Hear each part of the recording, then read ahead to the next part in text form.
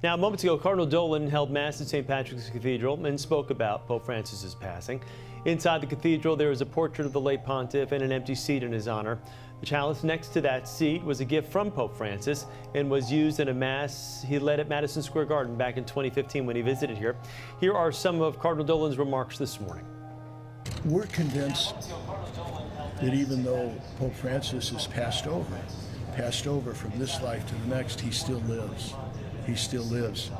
Even though we have rock solid confidence in the mercy of Jesus, we never take it for granted.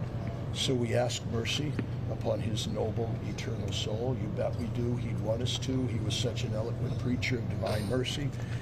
But we also offer gratitude to God for the gift, the gift that he was. We don't call him Holy Father for nothing. He's the father of our family. And there's a death in the family. And we're saddened. Cardinal Dolan was already scheduled to head to Rome tomorrow with a group of pilgrims, and we are told he will continue with those travel plans. We now turn to Rome, where CBS News' Chris Livesay was outside St. Peter's Basilica as bells rang out in honor of Pope Francis.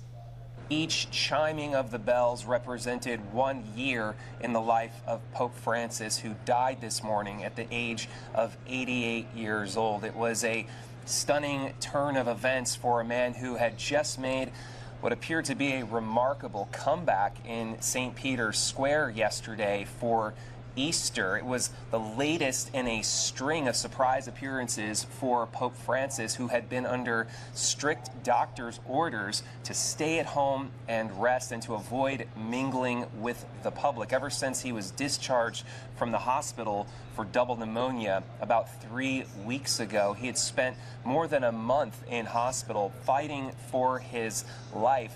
And then to come out, defy doctor's orders, and make these appearances.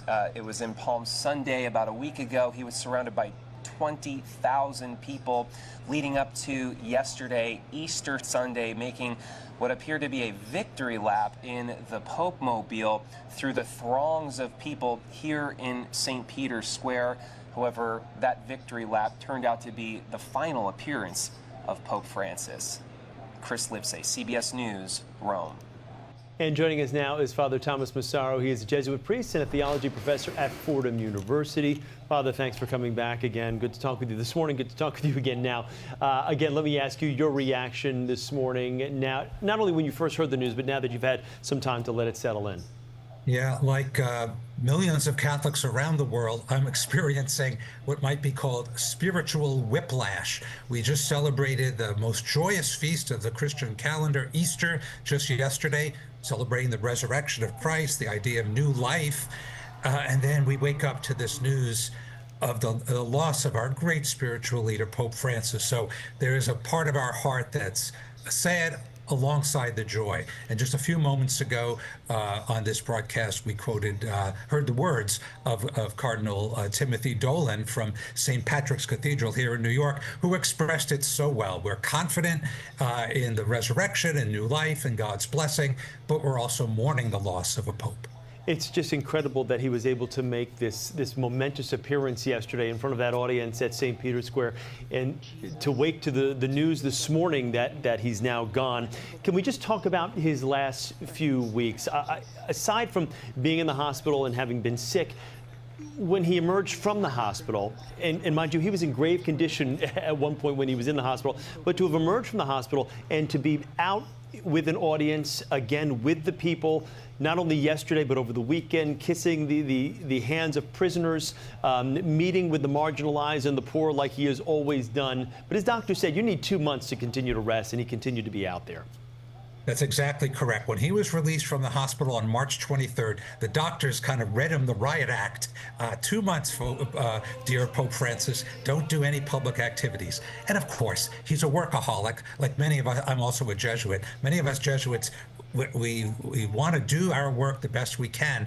And in meeting with, I think, King Charles and Camilla, in meeting even yesterday for 17 minutes only with Vice President Vance, I think he was pushing the envelope. And of course, at 88, he was weakened, and especially pulmonary. His lungs were never that good since he was a young man. So you're absolutely correct. He pushed the envelope, didn't really follow a doctor's orders. That's his pattern, by the way. And our loss will be felt. And it's such an irony that after Easter, the Catholics celebrate an octave, 8 days of joy around Easter, and we'll spend those 8 days in mourning our Pope. Well, hopefully there will be joy and obviously this Pope's memory and legacy. And let me ask you about his legacy, because he, although the Pope was seen more as a pastor, he had that approachability about him with not only the Catholic faith, but I think anyone who was interested in the papacy saw that this man was really a Pope of the people. Yes, Chris, that's a good way of putting it. He had a popular touch, and don't forget, he was a pastor of a parish. Even when he was a bishop and archbishop and cardinal down in Buenos Aires, Argentina, he would walk among the people. He would ride public transportation. He would visit people in their ramshackle housing and the barrios. So absolutely a popular touch. And one of the words that he repeated often, right up to his death, todos, todos, todos, the Spanish word for everyone, all are invited in the church. So a transformative papacy. He really was different from any of the recent, maybe any of every pope of the 266 popes. He had that popular touch, dedicated to being with people. When you look back, on his legacy and all of the great work he has done, although there will be some that will say, even though there was ground broken with the sex abuse scandals of the Catholic Church over the years, there was still more work that needed to be done, sadly, before his passing. But other things, as far as reaching out to the gay population, elevating women in the church like never before, there was so much that he did do during his 12 years as Pope. And let me just call attention to his choice of papal name. The first thing you do as a pope is you announce, I want to be known as Pope this or that. He chose Francis. No pope had ever chosen Francis. And of course, he hearkened back to Saint Francis of Assisi, who lived around the year 1200, the founder of the Franciscan order. Why is that significant? Saint Francis of Assisi was known for three primary things. One, environment. He loved the animals. He even preached to the birds. And Pope Francis, in 2015, released an encyclical letter, Laudato Si, putting the church up front, putting environment and the fight against climate change as a very forefront of Catholic teaching. So one point, the environment. A second point, peace. St. Francis, 800 years ago, did amazing things for interreligious dialogue. He even crossed the Mediterranean in a boat to go from Italy to Egypt to try to make peace with the Sultan of Egypt. Catholics and Christians and Muslims were at each other's throats during the famous period of the Crusades. And then third, St. Francis was known as Il Povero, the man close to the poor. And Pope Francis, and you intimated it, was very close, not just to the materially poor, people with low bank accounts, unemployed, for example, but the groups you mentioned, women in the church, long marginalized, and also the people who are LGBTQ. He reached out a hand to incorporate them and not to keep them on the edge, but in the center of our attention. Father, we thank you for taking a few moments all morning for us. We greatly appreciate it. It was good to talk with you. Wish it wasn't under these circumstances, but again, always great to see you. Yes, Chris, likewise. All right. Over the course of his papacy, Francis turned away many of the trappings of his office. He chose to live in a Vatican guest house instead of at the Palace Inn. Almost never visited the papal vacation retreat overlooking a lake southeast of Rome. Tony Aiello now reports simplicity also guided the Pope's planning for his funeral and his burial. Sancta Maria.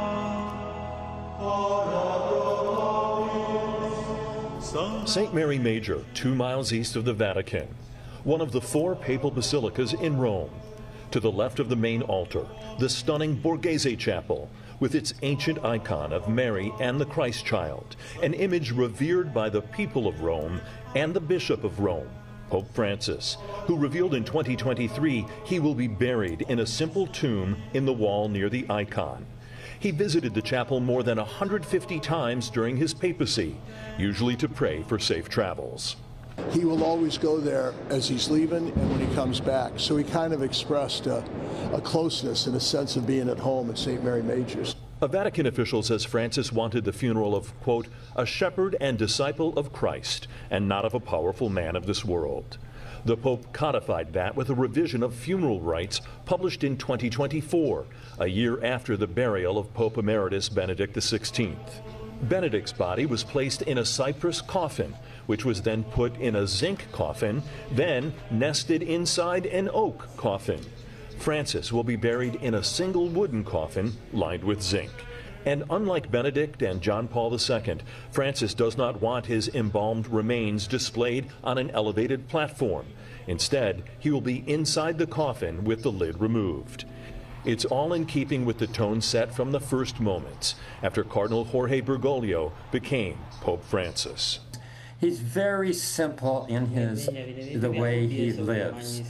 It seems to me that the most consistent message of the Bergoglio papacy has been the message he sent when he chose that name Francis. Pope Francis embodies that St. Francis love of poverty, of living a simple lifestyle.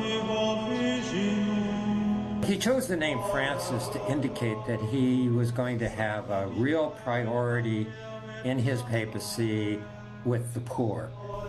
A legacy and approach that will guide the days ahead as Francis is laid to rest. Tony Aiello, CBS News, New York.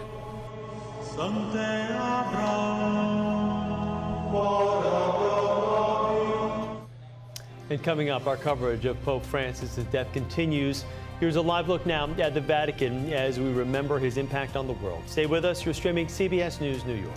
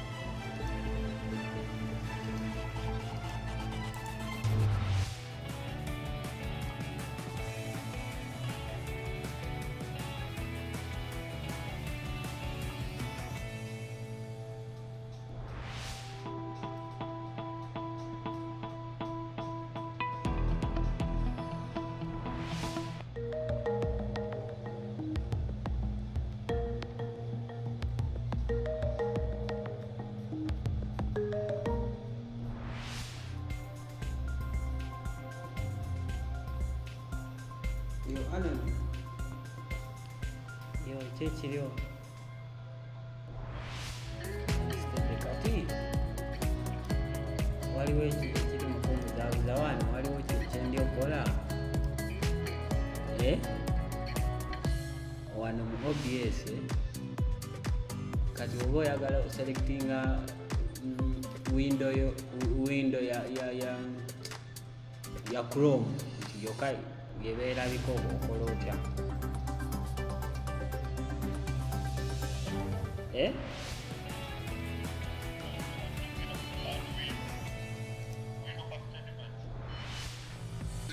anti soko kwato labe by'ejo okulaga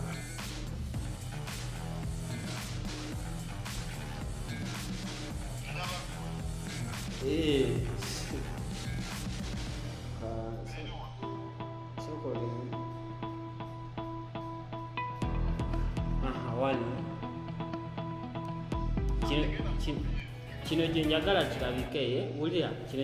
And welcome back. We continue our coverage of the death of Pope Francis this morning. Last year, CBS News' Nora O'Donnell spoke with the Pope in his first extended conversation with an American broadcast network. He shared where he looks for hope in the world. Pope Francis's impact on the Catholic Church is extraordinary. Early on in his papacy, he got the nickname the People's Pope because of his openness and his wish to include everyone in the church. His desire to reach out to ordinary people sent the bulletproof Pope mobiles into storage. I can remember when he said, "I cannot greet people from inside a sardine can." And this really was part of his pastoral approach. It was just one of the many topics we spoke with him about last April during a rare conversation. Never before had the Holy Father done such an interview with an American broadcast network. He was then 87 years old, and we found him warm, sharp, and engaging. More than 1.4 billion Catholics look to Pope Francis, but his reach goes even further. When Pope Francis speaks, the world listens, making him an important voice on issues of war, peace, and immigration. You talk so much about opening your heart. Corazón cerrado se endurece. A closed heart becomes hardened. It hardens and gets sick. It gets life sick. The heart must be open. It is true that in many people, their selfishness leads them to close up their hearts. But that can be helped by talking, discussing, helping, right? Someone who dies with a closed-up heart is a pity.